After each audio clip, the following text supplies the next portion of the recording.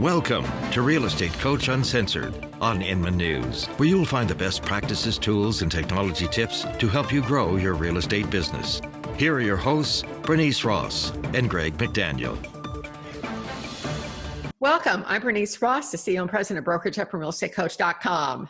And my name is Greg McDaniel. I'm the co-host and co-founder of the wildly famous and successful podcast, Real Estate Uncensored. But today, Bernice and I together are Real Estate Coach Uncensored. Today, we have a really fantastic topic for you. It's called 10 Common Reasons Agent Teams Fail. So we're going to doing a deep dive into what sinks many different teams. So the first question is, do you have a team or an agent partnership? Greg, could you draw that distinction and how you're operating? You know, you're in a team. What makes those two different? So an agent partnership, generally speaking, is going to be when two or more agents come together and they will share deals at times, but will then also split off and do their own business. Now, this is a very good business model for a lot of agents because it takes a lot of stress of actually structuring a business together out of it. You can come together, like if one goes on vacation, the other one will step in, or if you want to co-list something, or if, you fill in the blanks. Now, our model as a team, we're the McDaniel Callahan team. We've been in business for 30 years together as a whole. And the way it works is that we split every single deal. Anything that's real estate related comes into the hopper, and then we split it out. Now we take a percentage and we use it as a top for operating costs. Then it comes down, and whoever the primary agent gets the lion's share of the rest, and then the other two team members, or because we're all partners in this, will split the remaining difference. That way it incentivizes all of us to work on all of the different deals. An example, last night I was out showing properties to one of my business partners, buyers, because he was out of town with his family. So that's what's worked for us very well for the last 20 plus years. But I mean, you guys need to make a distinction on what makes the most sense for you in your business. Well, one of the biggest mistakes that agents make, a lot of times you'll have a partnership with two agents. Mm-hmm. And the way to judge of whether or not you would go into partnerships. So, Greg, if you're not going to do a partnership, the problem, we're 50-50. We can't make, we disagree. We've got a tough time making a decision. So the acid test, and I thought this was brilliant, the acid test to tell if you want to do business with that person, do you trust them to be your 51% partner and make the decisions? And if you don't, then you probably shouldn't have been in a partnership. And it's absolutely critical. Huge mistake. You need to start with the end in mind. You have to identify how the team will be broken up when it ends. When somebody leaves the team, they get sick, whatever happens, you've got to prepare for those contingencies so that that's in writing and everybody's signed off ahead of time. It will save you so much grief because things go sideways. Yeah, so huge takeaway. Now our second big mistake, and this one is huge. So, Greg, you're super busy, you're doing all these transactions. What do you need? Who are you going to hire? I'm going to hire an admin. That would be the first person that would hire. You got the right answer. Your first two hires are admin, because what happens is, mistake most agents make, they hire a buyer's agent. Yep. And a buyer's agent is going to only add to more chaos if you don't have the systems and the things that you need in place. Now, Greg, how have you gone about systematizing your business? Because this is really important. You need to have systems in place. What have you done in terms of your team? First thing that we did is we had two phenomenal admin that were running our lives. One of them then moved away, and now we have our primary admin. Her name's Eileen, and I call her the steel trap, because literally that nothing leaves that woman's brain. Is absolutely insane. And what we do for systems is that we've been using Top Producer and KV Core for dual backups for our CRMs. So when a lead comes in, we run everything off of a team email. So it's going to be team@McDanielCallahan.com. That goes to me, Terry, Chris, and Eileen at one run, so that all leads, all communication, everything goes directly into the hopper. Now, if I'm going to be communicating with you, Bernice, on a side topic or an article or something, I'd be using the Greg at McDanielCallahan.com. So you and I can communicate, but anything real estate related goes to the team. And there's a good reason why, Bernice. I'm not very systemized, right? But Eileen is. And we always joke that she's like, Greg, you're doing another, lead generation system. I'm like, yeah. She's like, please use the team email so I can put everything into the top producer and KV core. I'm like, Roger that. So that's kind of the basics of what we do. Obviously it goes deeper, but that's the 10,000 foot of it. Well, I tell you what, that is so important. Now, if you are just embarking your solo agent, you're about to hire your first admin, not your first buyer's agent. One of the things you can do to find out what you're going to delegate to your assistant, to your first admin, make a list of what you love to do, what you hate to do. The hate to do is your job description. Eileen would rather cut her toenails off with rusty pliers than get in front of a camera. And I would rather do that same thing than having to do database work all day long. And she and I work really well like that. And so I do all the front of shop stuff. She does all back of shop stuff. And we both live a very happy life. So that list is absolutely critical. And then hire the right personality type to fit that role. Exactly. Now, so we've been talking about this notion of systematizing your business. And part of the, you think that you want to have a team, but the question I have for you as a sales agent, do you really want to become the person who is the manager, who's in charge of supervising the operation, who is in charge of payroll and taxes? Because there's a book called The E-Myth Revisited that's by Michael Gerber, and he outlines the different roles inside the team. There's the entrepreneur, the thinker, the visionary. There's the technician who delivers the services. And then there's the manager who's in charge of all that back office stuff. And I can tell you right now, if you're a good salesperson, it is very, very rare that you're going to have that managerial or, more importantly, that operational expertise. You hire to this. And this is one of the most important things you can do. Now, the other thing he talks about in that book is this notion of working on your business versus working in your business. Now, this is a big mistake every agent almost makes. But, we go, the technician is we go, we list houses, we sell houses, we prospect, we close deals, we do all these things. That's working in my business. But what you need to do is at least once a month, or ideally once a week, step back and look at where you are for the week or for the month and decide what you're going to do for that next week or month. Make a plan and look at your numbers. What's coming in? Are you on track with the goals that you've set? Are you, has a lead source dried up? Is there another place that's a hot place to get leads that you haven't noticed? Move to that. So it's like, that's the working on piece, which is evaluating that particular part, that part of your business, which is your numbers and your goals. Now, Greg, yes, go ahead.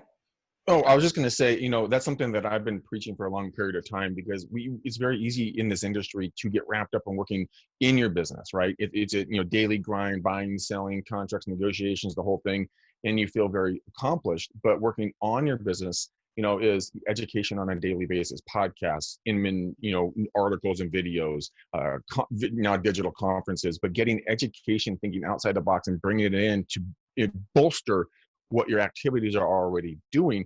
And like you were saying, Bernice, if you consistently do that, your business will flourish, because when you find a hole in your business, you can plug the hole and stop the bleeding and move forward, or think outside the box and be able to find an additional, lead stream that you may not have thought of before. So I think that's absolutely paramount for your business strategy and your business goal growth. Yeah, and one of the things I want to kind of circle back here, but continue on with the conversation that we're having at this moment, is that when you're looking for that person to hire to help you with that part of your business, one of the things you might want to think about doing is having a virtual assistant. The woman who's run my business for 22 years is in Florida. I see her once a year at my conferences, and we've done everything virtually forever and a day. But there's another model that most people don't think about. Greg and I have a friend whose name is Ira Serkis. He's the happiest agent in Berkeley. Yeah. And Ira decided he could be the happiest agent, or he could be, he could go for being the top, the top agent or the top team or whatever. He decided on the happiest agent. So what he does, he has a very clear niche that he serves. Certain distance from his office, certain price range, has to be, they've got to be nice to work with him. And if they're not, he just refers them to another agent. And he told me, I think the first year he did this, he made $60,000 in referral fees, and he didn't have the headache of managing a team.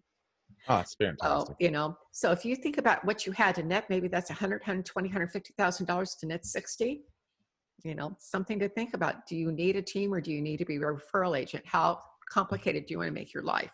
I was talking to a good friend of mine, and his name's Stefan, and he just made a move out of state. And he and I were doing my beers and calls show yesterday, and he said, Greg, I'm going to keep doing it because I'm a licensed real estate in California, but I'm only doing referrals because I'm tired of getting my head beat in by people that don't like me or that always cause me problems. I'm just going to refer them out, and I'm going to be a happy guy. So I think Ira and Stefan are right on track with each other. I think that's absolutely spot on. Great. Let's go on to mistake number 5. And this is one that so much research is in back of, is not having written goals or a higher purpose that you're aiming for in terms of what you're doing. If I just say I want to make more money, not going to get you anywhere. So no. What's your take on that? You know what? I have this right here. This is my written goals. I have, as you can tell, put them in an actual binder of sorts, and I review this on a consistent basis, and I consistently change it and tweak it and refine it down to the nitty gritties. If I like one thing one day and then I change it to the next day, just scratch it out and rewrite a new thing in there that syncs with me. I have seen things, Bernice, because I had a dream wall in my last brokerage, literally an 8-foot wall that I pinned things to, and it was very specific goals that I was going towards. The vehicle that I'm driving now had on my wall for 4 years, down to the rotor colors I'm driving it right now. And other things have come into my life, and I'm very grateful for it, and because I put them down on paper and I reflected on them on a daily basis, I was, crystal clear about what I wanted. I mean, if I wanted to drink a soda with a blue cap on it, well, then I achieved my goal with my bubbly water here. But if I just say I want bubbly water, well, then that's not really going to do anything. But when you guys get clarity, it also makes you very goal oriented, because now it's not like, well, I'm going to get up and kind of do some calls. It's like, no, I'm going to get up and I'm going to crush my calls, and I'm going to find a listing today. And then you go for it because your mind is towards it. I think it's the most powerful thing on earth to do, but you have to do it on a daily basis. Would you agree?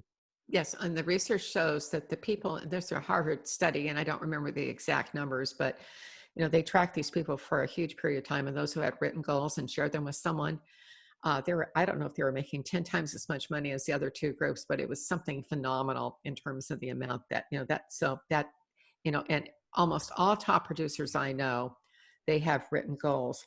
Now, part of having written goals is is knowing your numbers, Greg. So who's tracking the numbers for your team? Terry is tracking our numbers. He keeps the spreadsheets. We keep our spreadsheets both financially, how much, gross, net, split each agent gets, operating costs. We also track our lead prospecting numbers, hours, source, return, everything we track so that we can figure out what's working, what's not. But yeah, if you don't track, man, you got a big stinking problem in your future growth. I mean, it's just because you don't know what you don't know. It's really that simple. Well, if you've got people on your team, and are they making their calls? Are they producing? You're compensating someone in your model. If they're not carrying their 20 or 30% of the load, and the rest of you are having to carry more because they want, you want to know about that. But also it's a chance for you as the team lead to get them some coaching or help them find out what's blocking, or maybe there's something going on in their personal life. Again, really important that you know your numbers. So Greg, how many times have you heard of somebody who starts a team and then someone who's on that team decides to leave and takes a bunch of their business? A very high percentage, because people are like, well, I'm doing just fine with, this guy or gal. Well, I can do it on my own. And then they split off. Yeah.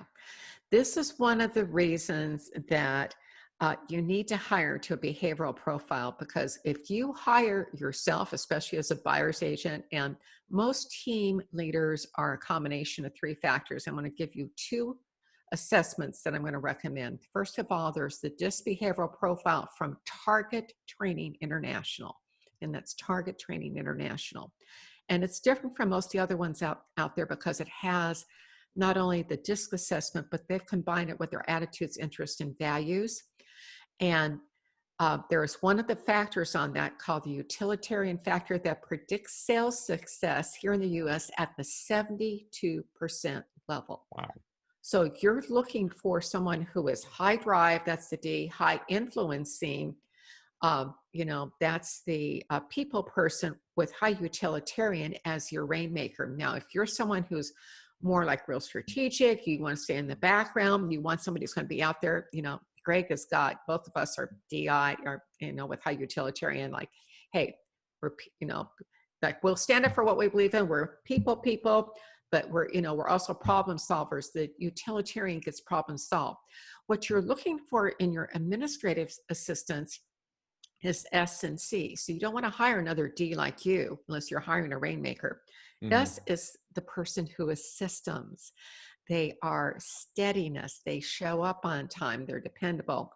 And then the C is the detail person. Those are the people who can do the spreadsheets, and they love all the details. They're terrible. You get somebody who's a high C as a salesperson, and they don't have that influencing that I. Oh man, that's a mess. They're going to offend everybody. Oh my gosh, that is so true. And they may drive you nuts with the details, but they're good at that. That's their strength. And you're not, if you're like Greg and me, it's like, and most team leaders are DIs or IDs, but that utilitarian factor is huge. The second assessment, and this is a book by Tom Rath, that's R-A-T-H, it's called StrengthsFinder. And I really would recommend, there's a short assessment, it costs you $25, whatever the cost of the book is on Amazon. But you want to evaluate, you want to have that for each person on your team. And then you also want, when you bring a new team leader on, you want to look at what their strengths are. Because what this will let you do, when you know the strengths of your team, you can say, okay, hey, I may be really good at this piece of the business, but boy, Janet over here is like killer at it. Janet needs to get that piece of the business. Because that's her strength. So this is a way of looking at your team. Failure to do this, you don't know what you've got, and you may be hiring your competition. By the way, what Greg said about having your own email, very, very important, because if that person, if I joined Greg's team, Bernice at the McDaniel Callahan team, that has a good ring to it. Yeah. Only if I get to do nothing but go on listing appointments. I can arrange that for you. I can definitely arrange that for you. That's the part of the business I love. I love negotiating. Okay, now within this, we're going to be talking about some of the independent contractor stuff, and I've written a lot on that in my articles in the past. I've presented on it for major associations across the country. And right now, we have had a bit of a reprieve on what's happened. The big risks have been coming primarily out of California, where there was a concern that we were going to lose independent contractor status. Mm-hmm. But for the time being, that's calm for the moment. But here's the issue. When you hire someone, if you have a team and you as the person, first of all, as an agent, if you're not the broker of record, you cannot set up any requirements for that person who works on your team, like coming in the office at a certain time or being there or do certain things, unless they are an employee. If they're not an employee, you are violating the independent contractor laws in almost every single state, and most people don't know that. So you can't say, we are going to come in and prospect from 9 to 12 every day. You have to be here. And if not, you're going to be penalized. That's an employee situation when you're telling them. And even brokers can't do that because, and you can say, well, I'm an independent contractor, and you can say there are different provisions. And there's the IRS provisions are different from the labor laws. The labor laws are very specific and they're very different. I don't want to go a whole ways into this because it's such a complex, gnarly subject, but just be aware that it may be the way that you have to treat your agents if you're not in a team model with employees is you have to treat them as, okay, Greg, I've got a lead for you, go run with it. So you act as an independent contractor. I'm not going to supervise what we have to supervise, supervision is required by law, that has to be handled, but I'm not going to tell you, here's the system you're going to use. Here's what, You have to be here for this. I've seen broker owners who say, if you wanted to get the leads that come in through our system for our company, then, we're going to set a minimum requirement that you're at the office meetings. They can do that. It's just, that kind of arrangement, but it's very complex. So just be aware. And what I would suggest, especially if you're running a large team right now, you need to talk to a labor attorney to see what you're doing. And, your manager may or may not know about all of this. It's very complex. It's a tough part of the law.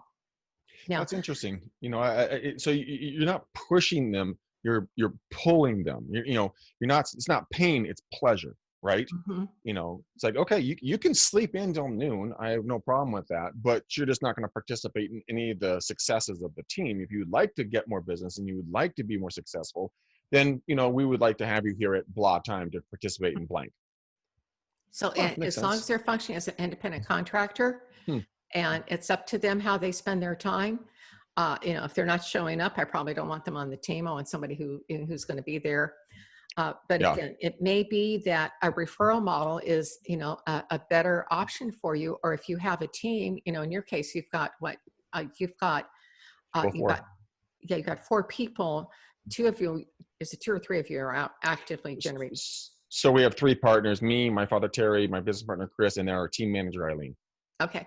So you got 3 of you who are out generating leads. So as long as you're all out there carrying the same, weight, but you guys are doing that independently. You're reporting to the team, but each of you is handling the clients referred to you. That is the way it should be run. Mm-hmm. If you can't run it that way, then think about doing a referral model where, if it's not going to fit, then, refer it out to someone. Mm-hmm. Now, I want to talk about some compensation mistakes. So, and this is, I can't tell you how many times I've heard this time and time and time again, is that somebody has someone on their team, so they have a new agent. So we're going to put you at 50-50, and they pay them off the gross commission. Or and this is another mistake, they compensate any employee that's on a salary plus commission. They compensate them off the gross rather than the net after expenses. So Greg, how's this operating with your team? Because you've got this handled, the way it should be. Yeah. So what we do with our team, when we bring you in, you'll start at a 70-30, and then you'll work your way up. No, I'm sorry. We'll start you at a 50-50. Then every deal you do, we increase you 5% till you reach 75. You hold at 75, and then you restart your cap every 12 months. If you absolutely are crushing it, then we will increase. We'll have a discussion, bring you up more. But we take anywhere from 20 to 30% off the top for operating costs, and then we split it out because it's gross commission, brokerage cut, team cut, agent cut. And so there's a lot that goes on, and agents don't understand that they're just getting into the business, and they're like, "Yeah, you're robbing me of my money." It's like, no, I'm operating a business. And you do the same thing. Otherwise, you're in cuckoo town because you're going to run into problems. You're going to be out of business because and this is a huge mistake that we see time and time again. So, Greg, you get the final word today. One final piece of advice. You've been living the team model for a long time. Final takeaway. You know what? Teams can be good and teams can be bad. I have always said, go out and cut your teeth for 6 months to a year on your own. Figure out how you operate. If you want to start your own team, or if you want to join another team, or if you just want to operate independently, figure out what works best for you and your lifestyle, and then go from there. A lot of people try to push you or pull you or recruit you into their group. Make sure it's the right culture, because they are going to become family. They're going to see you on the good days, the bad days, the ugly days, the great days, and every other day. Make sure you want to be in business and be around these folks, and you're going to see them on the same thing. So choose wisely, my friends, and choose what's best for you. Greg, that's a great way to end. Thank you for being with us today. And if you've got questions about working on a team, Greg and I are certainly happy to answer them. I've done a lot of work in the IC part of the business, and Greg, of course, is out there living the dream with the team. So thanks for being with us today. Thanks for joining us for Real Estate Coach Uncensored on Inman News. Be sure to tune in for our next show, when we'll be back to share even more ways you can grow your real estate business. For the latest news and analysis, check out the other great stories today on Inman News.